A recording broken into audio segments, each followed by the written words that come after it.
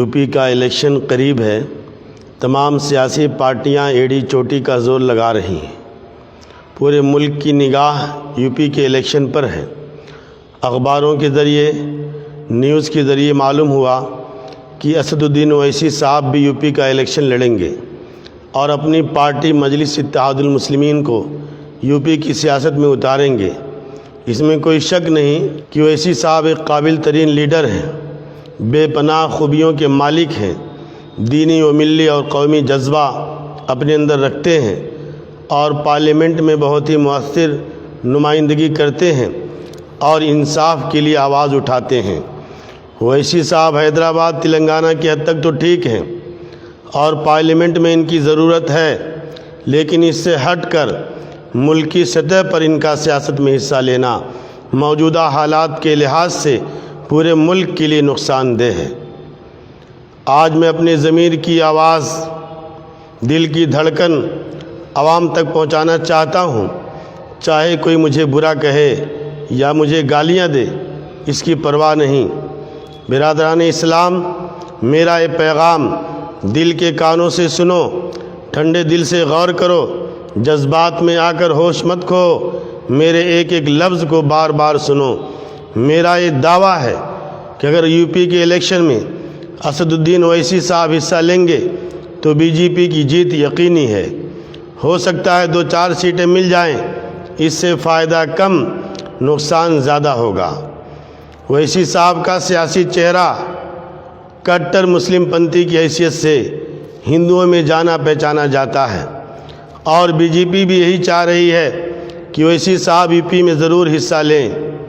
जब इस मामले में ओवैसी साहब की मुखालफत की जाती है, कोई मशवरा दिया जाता है, बहुत से मुसलमान खुसूसन मुस्लिम नौजवान बेकाबू हो जाते हैं, जोश में आ जाते हैं कि कब तक हम ग़ुलामी की ज़िंदगी बसर करते रहेंगे, कब तक दूसरी पार्टियों के पीछे चलेंगे, क्या हमारी अपनी नई पार्टी नहीं होनी चाहिए?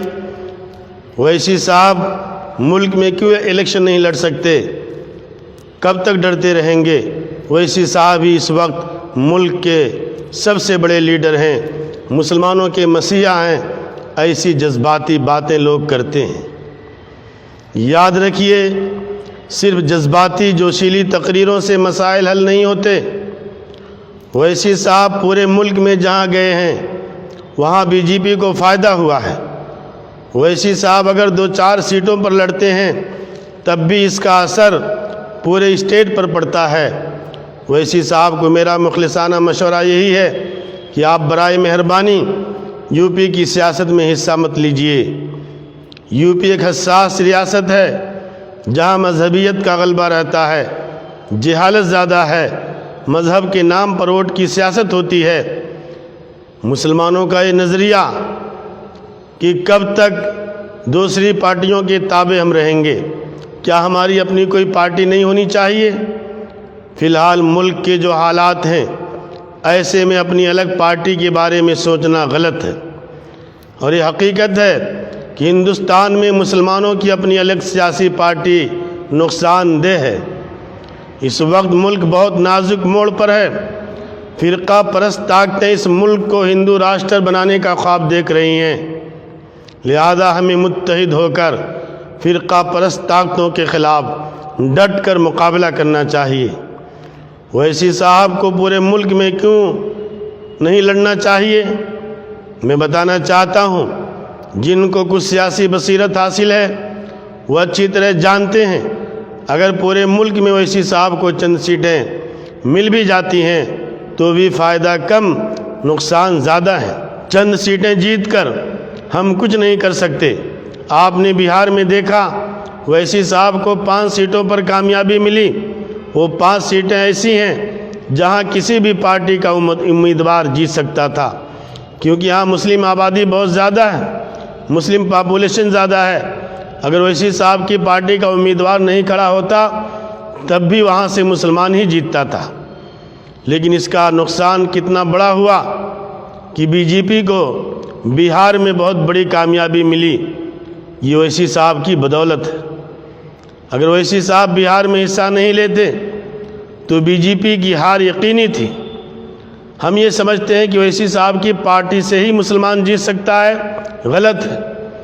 بنگال میں 42 مسلم ایم ایل اے ہیں۔ یہ 42 مسلم ایم ایل اے جو بنگال میں ہیں، کیا اویسی صاحب کی پارٹی کے ہیں؟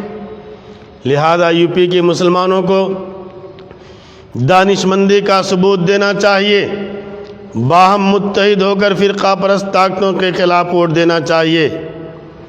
اگر مسلمان جوش میں آ کر اویسی صاحب کو ووٹ دیے تو اس کا خمیازہ آنے والی نسلوں کو بھگتنا پڑے گا اور بہت بڑا نقصان ہوگا۔ اور یہ بات کان کھول کر سن لو کہ یو پی میں اویسی صاحب کو کامیابی ملنے والی نہیں۔ ووٹ تقسیم ہوں گے، بی جے پی کو فائدہ ہوگا۔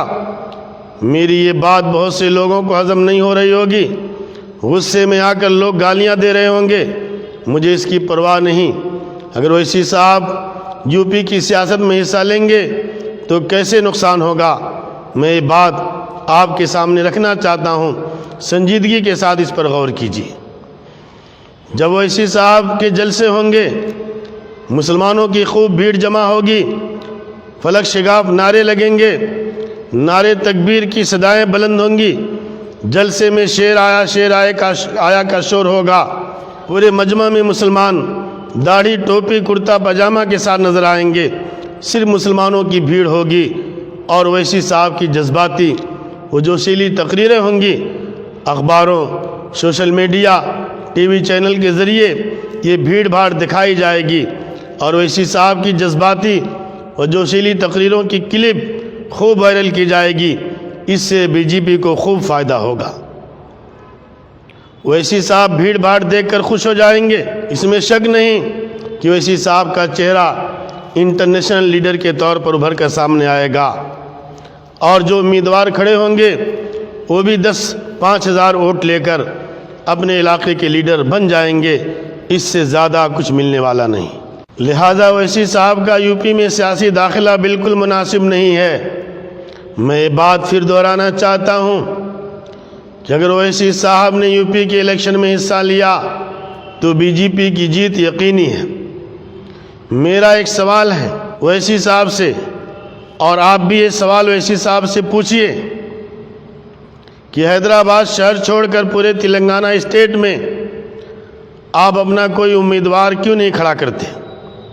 70 سال میں آپ حیدرآباد شہر چھوڑ کر پورے اسٹیٹ میں ایک بھی ایم ایل اے کی سیٹ نہیں جیت سکے۔ کیا تلنگانہ اسٹیٹ میں مسلم آبادی نہیں؟ نظام آباد، کریم نگر، جگتیال، عادل آباد، نرمل، ورنگل، محبوب نگر، ظہیر آباد، وقار آباد، میدک، ان مقامات پر مسلمانوں کی کافی تعداد موجود ہے۔ آپ اپنے اسٹیٹ میں حیدرآباد چھوڑ کر ایک سیٹ جیت کر دکھائیے۔ جب آپ اپنے اسٹیٹ میں ایک سیٹ نہیں جیت سکتے تو دوسری ریاستوں میں جا کر غیر ضروری ماحول کو کیوں خراب کرتے ہیں؟ لہذا وقت کا تقاضا ہے کہ مسلمان سنجیدگی کے ساتھ اس پر غور کریں۔ میرے دل کی آواز تھی جو میں نے کہہ دی۔ اگر آپ بھی میری ان باتوں سے اتفاق رکھتے ہیں تو آپ بھی حق کی آواز بلند کیجئے۔